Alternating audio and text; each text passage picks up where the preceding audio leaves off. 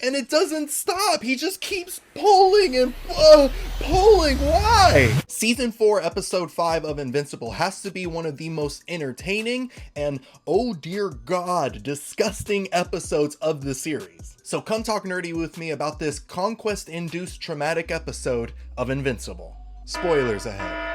We kick off this episode with the Nolan apology tour, making a stop at Debbie's house. And Mark already told Nolan, hey, like, you probably shouldn't go talk to Mom. She's pretty upset with you. And besides, she already healed and moved past this, and you're just gonna reopen that wound. And honestly, I agree with Mark. Nolan murdered thousands of people, and on top of that, called his wife nothing more than a pet. So that's pretty hard to move past. But hey, I'm just a guy in the real world, so Nolan's not gonna listen to me. And he goes to apologize to Debbie anyway. And I'll give Nolan some credit. He put on a pretty good apology. But unfortunately, the things that he's apologizing for are not things that you can just apologize about. And Debbie lets him know. And man, does Debbie go in on Nolan. Just all that anger and sorrow and just rage, just lashing out at him. And I'm like, go girl, he absolutely deserves that. And Debbie deserves to let all that out. And I don't think Sandra Oh, who's the voice actress for Debbie, gets enough credit for her role in this series. Like this scene alone just amazing. They should go ahead and throw Sandra Oh an Emmy for this performance, because this scene, lightweight, brought me to tears. Like, that was powerful. But Debbie basically tells him that she doesn't want his apology, that there's nothing he can do that can repair the love that he destroyed, and she kicks him the F out of her house. And I'm like, yes, queen, get him out of there. And I really hope later on in the series they don't get back together, because Nolan calling her a pet is wild. Like, that's not something you can just move past. I'm Team Paul. And then Nolan goes to visit Art, who also is no longer messing with him like that. Even to the point where Art refuses to create a new suit for Nolan. Like, hey, I make suits for superheroes, and that's not you anymore. And I felt really bad when Nolan left and then Art just let out a deep breath. Like, that dude was terrified. And that's the psychological damage that Nolan caused everybody. I have no idea what Nolan was thinking going to Earth and trying to apologize to all these people. Like, he didn't just murder thousands upon thousands of people and betrayed everyone's trust. Like, no one in their right mind's gonna be like, oh, well, as long as you're sorry and you're trying to do good now, we're all good. Like, no. I feel like the best way for everyone to heal is for Nolan to just stay away from Earth. Like, your Earth privileges are gone, dude. Like, Nolan just needs to start anew and just from here on out just work on being a better person, but just away from Earth. But go ahead and let me know down in the comments, what do you think of Nolan's apology tour? Do you think he deserves to be forgiven? And after the Nolan apology tour, we get a nice family dinner with the Graysons, you know, Mark, Oliver, Debbie, Paul, and Eve. And it's moments like this that are like one of my favorite aspects of this series. Like, outside, you know, the superhero stuff, the gruesome violence, it's just these loving and mostly healthy relationships with family members that are just so sweet to watch. Because it's clear that all these characters truly love and care for each other, and it just makes me happy to see. I like stuff like that. And I especially like seeing Paul being more liked in this family. Like, Oliver gave him a hug. That warmed my heart. I will say though, one family thing that I'm not a fan of right now is between Mark and Eve. And for some reason, Eve is just insisting on not telling Mark that she's pregnant. Like, girl, that's information he needs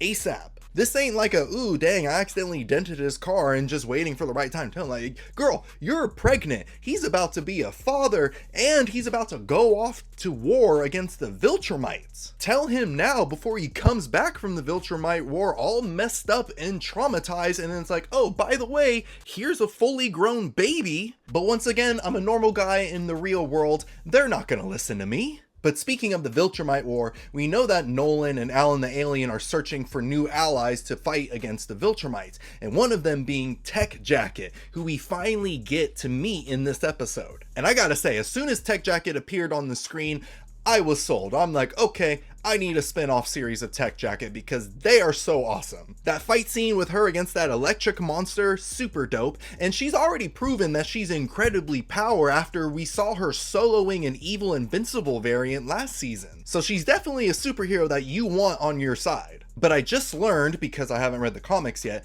that they gender swapped Tech Jacket for the series, so in the comics she's actually a guy. But honestly, I'm not tripping about it because Tech Jacket is super awesome in this series. Like, I already want a spin-off series about her, but I can already hear the incels typing away angrily all kinds of hate online, and on behalf of all geek culture, I'm just gonna apologize to you about all that. Just do what we do and ignore those people. If you love Tech Jacket in this series, this is a safe space. But once again, let me know down in the comments, what do you think of Tech Jacket so far? So now with Tech Jacket officially joining the Coalition team, we got her, we got Invincible, Omni-Man, Omni-Kid, because I'm not calling him Kid Omni-Man, and Alan the Alien. And they're starting to look like an Avengers team right here. And you know they're about to be extra nasty once Space Racer and I'm assuming Battle Beast joins up with them. Ooh, that's a squad you don't want to mess with. And the dynamic of the team is super fun so far, especially with Oliver and how he interacts with everybody. Like, I already love seeing Oliver and Mark teaming up. Like, they have such a great relationship, so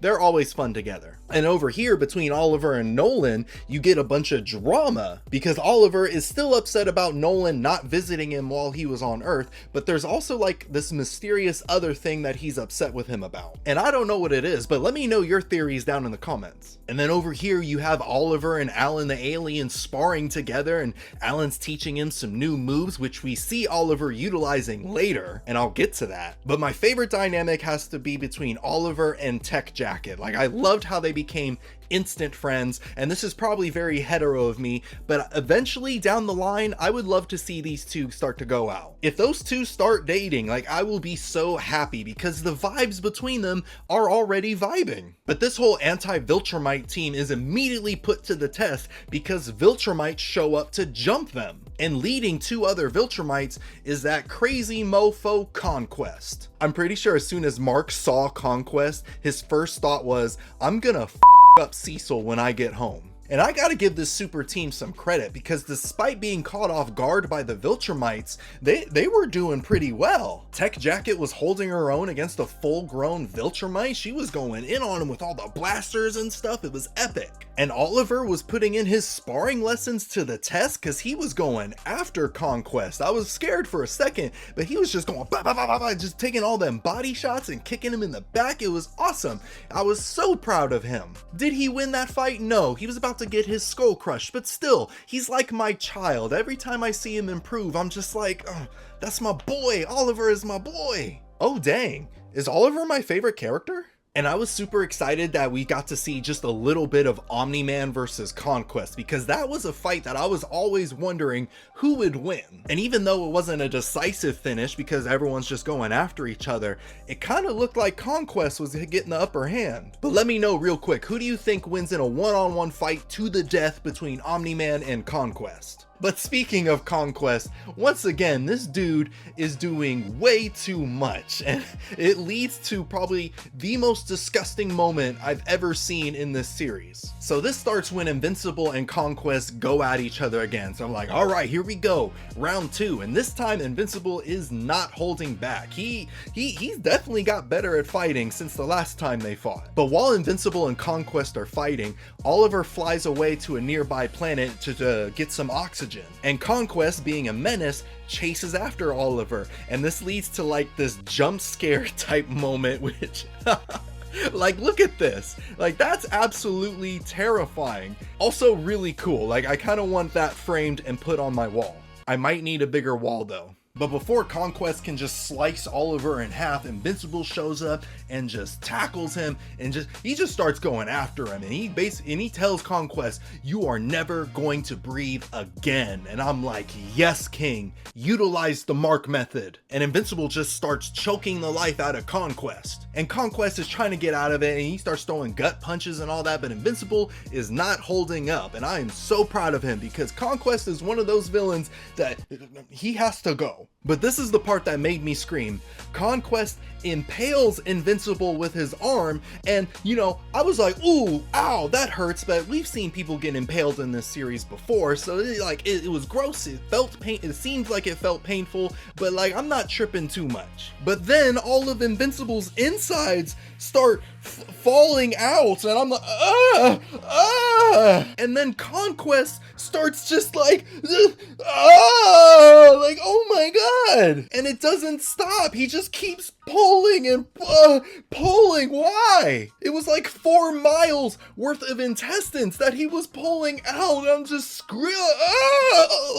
So after that, I had to pause and just take a few minutes to recover from seeing that. It was the pulling. The pulling really got to me. So it's safe to say that Invincible will be sitting on the bench for a while, but at least Conquest is put down for good. Because like I said earlier, that dude had to go. But I want to hear from you. What did you think of that fight between Invincible and Conquest? Did you have a much better reaction to it than me? You probably did, because I was tripping. But I absolutely loved this episode. It was just all around entertaining. I felt all the feels. It was just dang near perfect. And I absolutely love discussing it with you. But if you missed my last discussion talking about episode 4, go ahead and click on the box right here, and I'll see you in a bit.